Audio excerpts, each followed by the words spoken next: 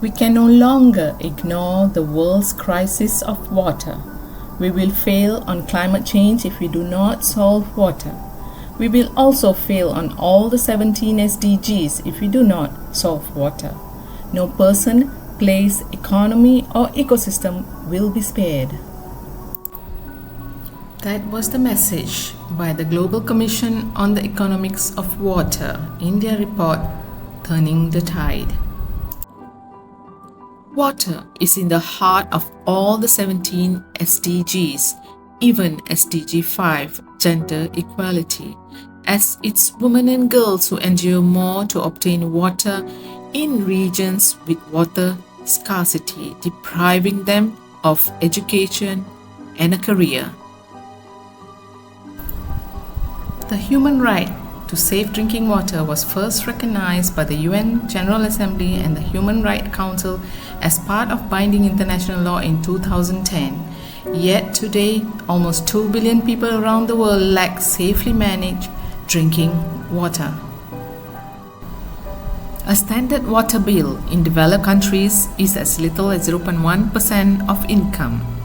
In Madagascar, however, a person would spend as much as 45% of their daily income on water. In Mozambique, families relying on black market vendors will spend up to 100 times as much on water as those reached by government-subsidized water points. Papua New Guinea, Equatorial Guinea, Angola are nations in the world with lowest percentage of households with access to clean water. India, China, Nigeria have the highest number of people waiting for access to clean water. Only 3% of water on the surface of the earth is fresh water. The remaining 97% is saline. Almost 70% of fresh water resides in ice caps and glaciers. Only 1% of the water is usable by humans, and of that, 99% is situated underground. Why is there a global water crisis happening? There are several reasons. One of them is over-extraction of both surface and groundwater, failure to adequately balance investments across grey and green infrastructure, inefficient governance and institutions, water pollution, degradation of environment, and this problem is further magnified by climate change. All food and industrial products that we use in our daily life has virtual water in them. One hamburger uses up 634 gallons of water, 1 pound of plastic, 24 gallons, and 1 pair of jeans, 2,600 gallons of water. About 70% of Earth's freshwater withdrawal is for agriculture. With the world population projected to reach 8.5 billion in 2030, the demand for food and industrial products will put further pressure on the diminishing supply of fresh water. The water scarcity issue will worsen and impact food production. New economics of water must also be stewards of the very source, ensuring the stability of the whole planet, ensuring the stability of the hydrological cycle, and recognizing these atmospheric rivers. And the implications of this is very dramatic, because you have, just to give you a few examples, that a country like Russia, for example, is a massive importer of precipitation. So depending on green water flows from forest systems from neighboring countries to the west. So countries like Ukraine and Kazakhstan and the Baltic states and the Nordic states. So you have a downwind country, Russia, depending on management of ecosystems upwind. And then you have countries like Brazil, that is hosting a major precipitation provider and supplying that downwind to countries in the southern parts of South America. So a big exporter of fresh water. And this is not only a major issue in terms of geopolitics, but it's also an issue of how you value freshwater as a capital asset in terms of the stability of economies, because we know that if you push water beyond thresholds in terms of extremes, I mean, both flooding and droughts, you impact on food, on energy, on basic livelihoods, which then can translate into impacts on economy, but also in social instabilities.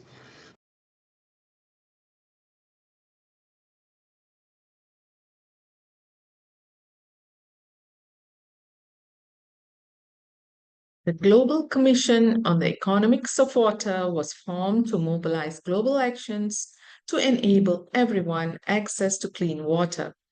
In March 2023, this report was launched during the UN Water Conference. This figure shows the extent of atmospheric moisture recycling at the country scale. This is why the Commission called for businesses, governments, and policymakers to recognize that communities and countries are interconnected through the global water cycle, and we must treat water as a global common good. The Commission made 7 strategic calls for urgent global action. Some of them I'll be explaining it here. Number 1 is to cease underpricing of water. Water should be reasonably priced to avoid misuse and wastages, and financial aid must be made available to the poor. Number 2, to phase out subsidies and to redirect those investments in sustainable water infrastructures and technology. Number 3, to scale up innovation and financing throughout the world. Innovation and in water management are available in some parts of the world, and this should be scaled up and made available to the rest of the world. Adequate financing must be secured to sustain water projects. Number 4 is to protect aquatic ecosystem, that is the green infrastructure, and to cut water footprint of production and agriculture. Number 5 is to reform multilateral governance of water system. Trade policies must not deepen water scarcity in water-stressed region. This, of course, needs deep political will of nations involved. This table here shows the domestic water tariff comparison between 3 states in Malaysia, South Australia, and Singapore. Singapore charges almost $3 to $4 per meter cube, including water conservation tax and water bond tax, while South Australia charges Australian dollar $2.40 to $3.40 per meter cube, plus a quarterly supply charge of Australian dollar 75.40 cents. Here in Malaysia, these charges are 62 cents to 3 ringgit 15 cents per meter cube. Should we introduce other service charges or taxes to better manage our grey and green infrastructure? Maybe we should. Then my neighbor wouldn't be washing his cars every weekend like this.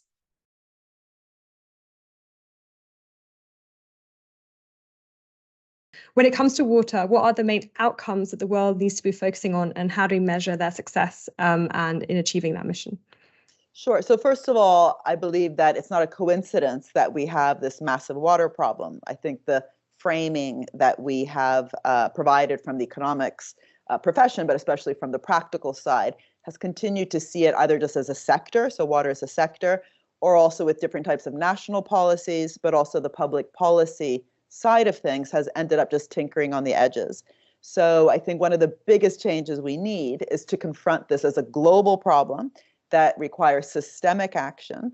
It requires collective action in the sense that we really need a common good framing, which means an objective to tackle together, as opposed to how public goods are often talked about, where it's just a correction for something that one actor is not doing. a systemic problem also in the sense that a lot of the research that the commission is actually showing is that, you know, it's absolutely a collective problem in the sense that deforestation in one part of the world causes flooding in another part of the world, causes droughts in another part. So the hydrological cycle itself is global and requires that collective action. And so, you know, having systemic collective action requires new types of economics. And that's really what we're trying to argue here. And then that means that the design of the finance, the design of the policy, the design of the partnerships needs to change from what we currently have as a status quo. Three transformative changes in mind that are now needed. First, we need to close the gap between the demands we make on nature and nature's ability to supply. And at the same time, increase nature's ability to supply them. Second transition, we need to change the way we think, act, and measure economic success. Move away from GDP, or gross domestic product, which does not recognize the depreciation or degradation of nature, to a measure which is like a balance sheet, the wealth or the assets that we hand over to our descendants. That should be the key with which we judge whether we are doing things well. And thirdly, we need to transform our institutions, such as our financial institutions and our education system, in such a way as to align the incentives we face with those actions that further the common good. Water needs to be treated as a global common good and its economic value be reflected fairly. Policies need to be in place nationally, regionally, and globally to protect the basic water needs of people around the world. Grey and green water infrastructure needs to be protected and better managed as regions are interlinked by water. International cooperation and political will is crucial to better manage this precious resource for now and future generations.